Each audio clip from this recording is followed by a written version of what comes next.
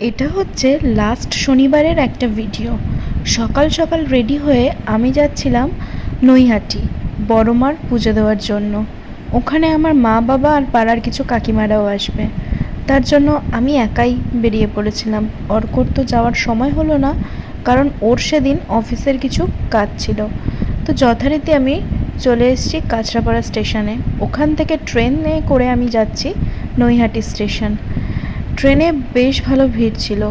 আর এই দেখো নৈহাটি স্টেশনে নেমে আর এই যে মা বাবার জন্য অপেক্ষা করছিলাম, আর ট্রেনটাও ঢুকে গেছে।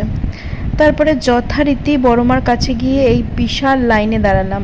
এত ভিড় ছিল যে কি বলবো, আর রোদটাও ছিল সেদিন মারাত্মক।